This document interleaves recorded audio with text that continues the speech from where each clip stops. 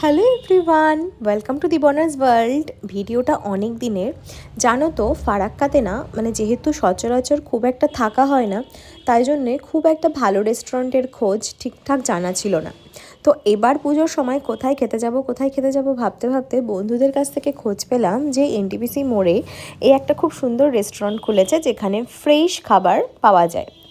তো পুজোর সময় তো রেস্টুরেন্টগুলোতে এমনটা রাশ থাকে যে খুব একটা যে কম সময়ের মধ্যে খাবার পাওয়া বা ফ্রেশ খাবার পাওয়াটা একটু চাপ হয়ে যায়, বা ভালো খাবার যেখানে পাওয়া যায় সেখানে প্রায় 1.5-2 ঘন্টা 3 ঘন্টা লাইন দিতে হয় এরমটা।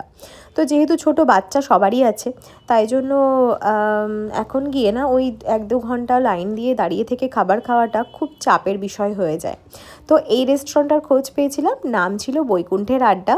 তো গেলাম, বেশ ফাঁকা ফাঁকা, অ্যাম্বিয়েন্সটা খুব সুন্দর। আশা করি আরও বেশি এটা তৈরি হচ্ছে এখন রেস্টুরেন্টটা, যেটা দেখে মনে হলো।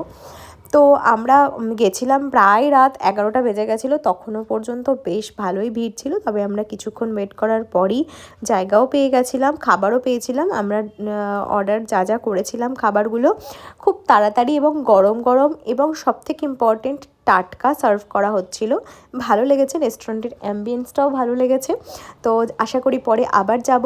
চলো টাটা, বাই। ততক্ষণের জন্য দেখা হচ্ছে নেক্সট কোনো ব্লগ।